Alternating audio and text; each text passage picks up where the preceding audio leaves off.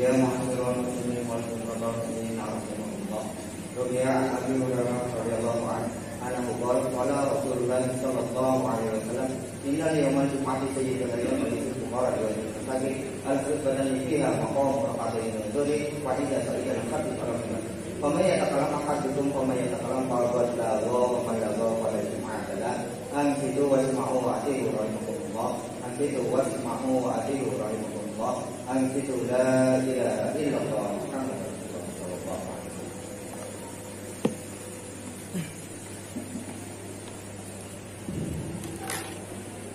Innal hamdalillah alladzi anzala as-sakinata fi qulubil mu'minin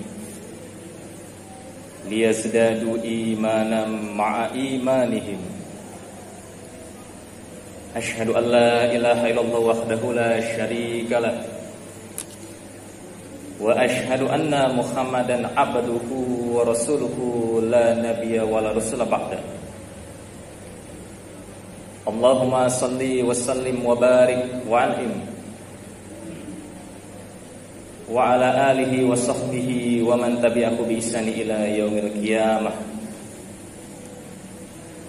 Ya ayyuhalladzina amanu ittaqullaha haqqa tuqatih wa la tamutunna illa wa antum muslimun. Qala rabbi shrah li sadri wa yassir li amri wahlul 'uqdatam min lisani yafqahu qawli. Amma ba'd. Hadirin jamaah salat Jumat hafidhakumullah taala yang mudah-mudahan selalu mendapatkan penjagaan dari Allah Subhanahu wa taala, khususnya di tengah pandemi Covid-19 yang masih juga belum berakhir dari bumi kita. Tentunya pertolongan dari Allah untuk selalu menjaga iman dan imun kita untuk selalu tetap sehat tentu sangat diperlukan. Karena Covid tetaplah tentaranya Allah Subhanahu wa taala. Corona ini tetaplah Allah Subhanahu wa taala yang menurunkan, dan juga pastilah Allah juga yang akan mengambilnya. Karenanya di tengah wabah pandemi seperti ini, seharusnya ini semua menjadikan ajang untuk meningkatkan ketakwaan kita kepada Allah Subhanahu wa taala. Salawat dan salam semoga juga tetap kita lantunkan, persembahkan kepada sang pendidik agung, guru terbaik umat ini, guru yang telah menghadirkan 2000 orang pemimpin terbaik dalam masa kerja kurang lebih 23 tahun, yaitu Nabiullah wa Rasulullah Muhammad sallallahu alaihi wasallam, yang sangat kita nanti-nantikan syafaatnya di hari akhir nanti. Mengapa kita membutuhkan syafaat Nabi sallallahu alaihi wasallam?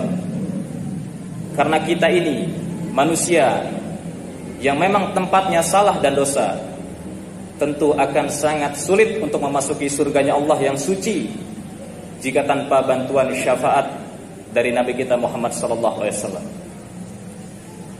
Hadirin rahimakumullah. Di awal tadi sudah khatib sampaikan bahwa virus corona, wabah apapun itu yang pernah terjadi di muka bumi ini, termasuk wabah taun yang pernah terjadi pada masa para sahabat, mereka semua tentu terjadi, ada di muka bumi ini, melainkan sudah tertulis di dalam kitabnya Allah Subhanahu wa taala, yaitu Lauhul Al-Mahfuz. Dan tidaklah apa yang tertulis di situ tidak terjadi, melainkan apa yang sudah Allah tulis di situ pasti peristiwa itu akan terjadi. Karenanya ketika krisis seperti ini, ketika di tengah wabah seperti ini, semua pasti mengalami kesulitan. Pendidikan kita mengalami kesulitan, kesehatan kita terganggu. Sudah banyak mungkin saudara-saudara kita, rekan-rekan kita, keluarga kita, orang-orang terdekat kita yang menemui ajalnya yang disebabkan oleh virus corona ini. Perekonomian kita pasti yang sangat terasa. Pendapatan kita mungkin berkurang. Bahkan mungkin banyak saudara-saudara kita yang kehilangan pekerjaannya disebabkan wabah ini. Tetapi hadirin rahimakumullah, mari kita mengambil pelajaran dari sirah Nabi SAW. Ketika Nabi dan para sahabat tengah melaksanakan taklim rutinnya setiap ba'da subuh, Nabi dan para sahabat berkumpul di Masjid Nabawi selepas salat subuh berjamaah. Ini kebiasaan Nabi SAW. Di tengah taklim itu datang sahabat mulia, amin hadil ummah, orang yang paling terpercaya di umat ini, yaitu Abu Ubaidah radhiyallahu anhu, yang baru datang dari Yaman. Abu Ubaidah datang membawa harta yang sangat banyak, membawa ghanimah yang sangat amat banyak. Harta itu beliau tebar di halaman Masjid Nabawi, sehingga membuat para sahabat yang sedang di dalam masjid, yang sedang taklim, mereka keluar. Mereka menyaksikan harta yang begitu banyak itu. Memang pemandangan ini aneh bagi para sahabat, karena para sahabat mengakui bahwa mereka baru tahu yang namanya kenyang itu ketika Khaybar ditaklukkan. Ketika Khaybar berhasil jatuh ke dalam Islam, itu di tahun 7 Hijriah, sebelum Fathu Makkah. Artinya 7 Hijriah itu sudah 7 tahun semenjak Nabi dan para sahabat hijrah ke Madinah. Dan para sahabat baru tahu yang namanya kenyang di tahun 7 Hijriah. 7 tahun mereka mengalami kesulitan. Bahkan kalau kita hitung mundur dari pertama kali wahyu diturunkan, artinya sudah kurang lebih 20 tahun para sahabat tidak merasakan yang namanya kenyang. Karenanya ketika mereka melihat harta yang begitu banyak itu, mereka menghampiri, mengelilingi harta itu. Mereka melihat, perhatikan. Mereka berangan-angan, siapa tahu saya kebagian jatah dari ghanimah ini. Nabi yang menyaksikan pemandangan itu, Nabi tersenyum. Nabi tersenyum melihat para sahabatnya, melihat harta yang begitu banyak itu. Nabi mengatakan, abshiru wa ammilu ma yasurrukum. Silahkan kamu perhatikan, lihatlah susu kamu, dan silahkan kamu berangan-angan, berandai-andai kalau nanti kamu mendapatkan bagianmu masing-masing. Artinya hadirin rahimakumullah, menginginkan harta dunia tidak pernah dilarang, karena Nabi justru tersenyum melihat ini. Tetapi Nabi SAW melanjutkan kalimatnya, wallahi mal faqra akhsha alaikum. Demi Allah, kata Nabi, mal faqra akhsha alaikum, aku tidak takut kalian miskin.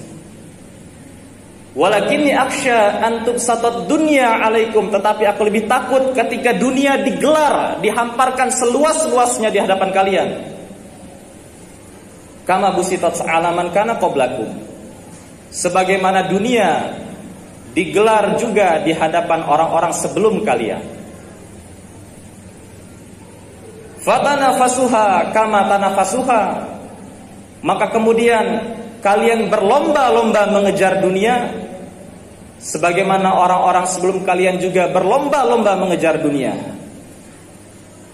Fatuhlikakum kama akhlaqatkum, dan kemudian dunia itu menghancurkan kalian sebagaimana dunia menghancurkan, membinasakan orang-orang sebelum kalian. Hadirin rahimakumullah, mari kita ambil pelajaran dari kisah ini, bahwa kemiskinan memang Nabi sendiri yang mengatakan untuk menjauhi kemiskinan, karena kemiskinan mendekatkan kita kepada kekafiran. Itu ya, itu Nabi sendiri yang mengatakan. Tetapi ternyata ada yang lebih Nabi takutkan dari sekedar miskin, bahwa ternyata Nabi justru lebih mengkhawatirkan umatnya, hamba-hamba Allah Subhanahu wa ta'ala, itu lebih menginginkan harta dunia, lebih berlomba-lomba mengkhususkan hari-harinya, mengisi waktu hari-harinya untuk sekedar mencari dunia. Karena orang-orang sebelum mereka, orang-orang sebelum kita, cukup banyak yang sudah Allah Subhanahu wa ta'ala gambarkan dalam Al-Quran, kisahkan dalam Al-Quran. Kita semua tentu sudah hafal kisah Qarun, yang Allah tenggelamkan ia beserta hartanya ke dalam bumi. Karena apa? Karena bagho, karena kesombongannya akan harta dunia. Kita pun cukup banyak disuguhkan kisah Nabi Allah Musa alaihissalam bersama Fir'aun. Ketika Fir'aun yang congkak, yang sombong akan kekuasaannya, yang sombong akan dunia yang ia miliki, Allah Subhanahu wa taala menyebut bahwa Fir'aun itu tagha. Fa amma man tagha, kalau bagha itu adalah sombong karena harta. Tagha yang Allah sebutkan dalam surat An-Nazi'at, fa amma man tagha wa athara al-hayatad dunya, bahwa Fir'aun adalah tagha, yaitu orang yang sombong akan kekuasaan. Fa innal jahima hiyal ma'wa, dan tempatnya adalah di neraka.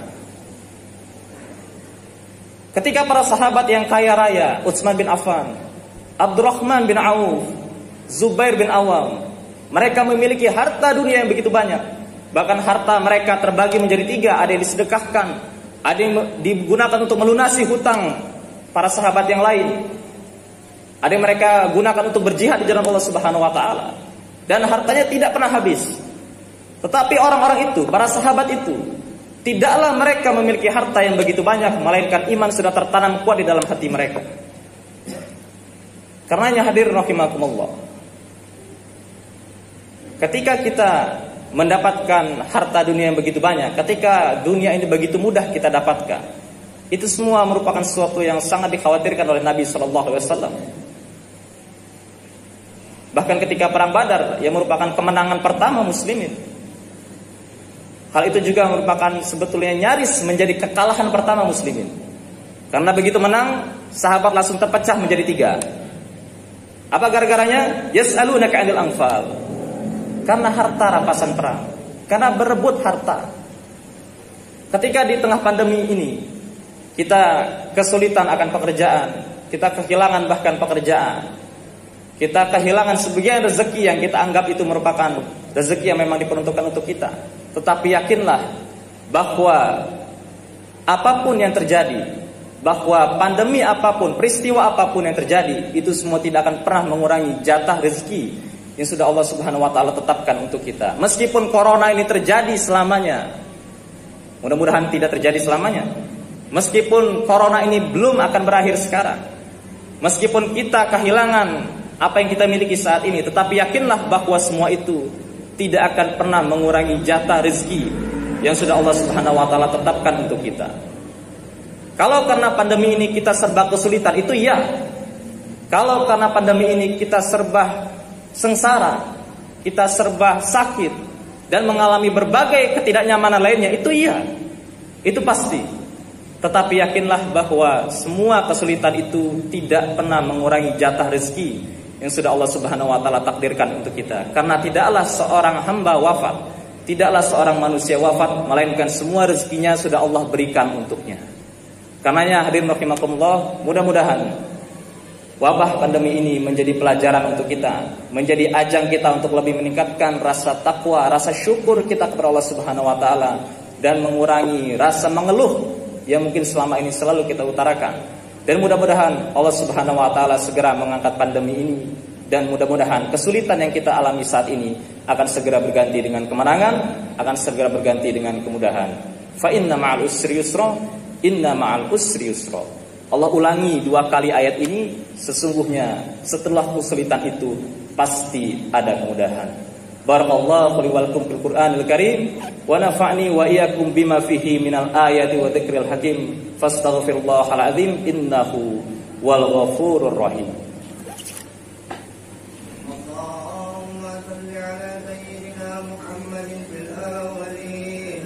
Allahumma shalli ala sayyidina Muhammadin fil akhirin. Wa barik wa sallim radhiyallahu ta'ala an kulli sahabati Rasulillahi ajmain bi rahmatika ya arhamar rahimin.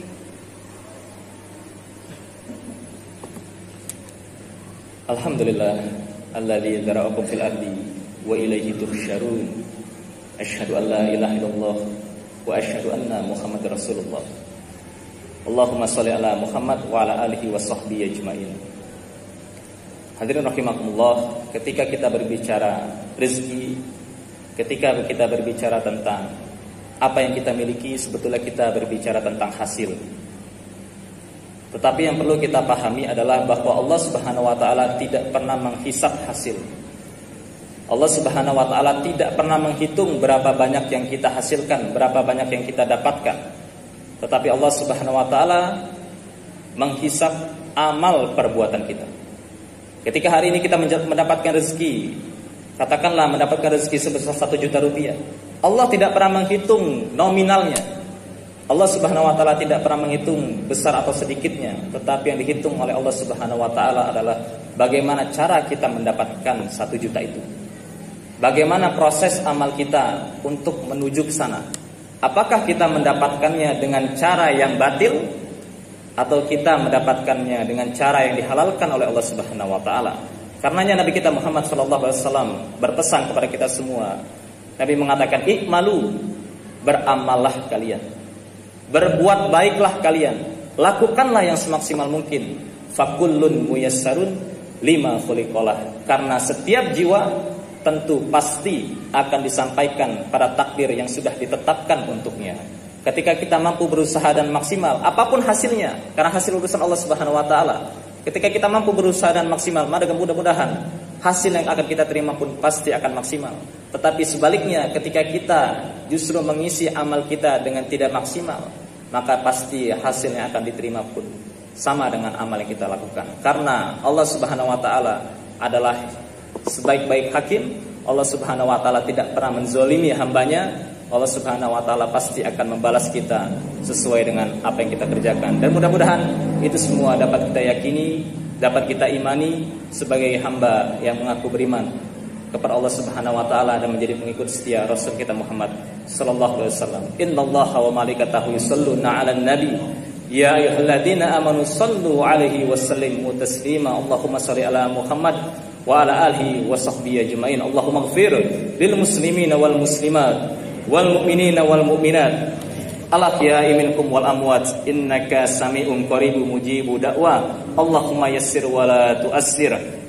Rabbana atina fid dunya hasanah wa fil akhirati hasanah wa qina adzabannar. Walhamdulillahi rabbil alamin. Aqimissalah.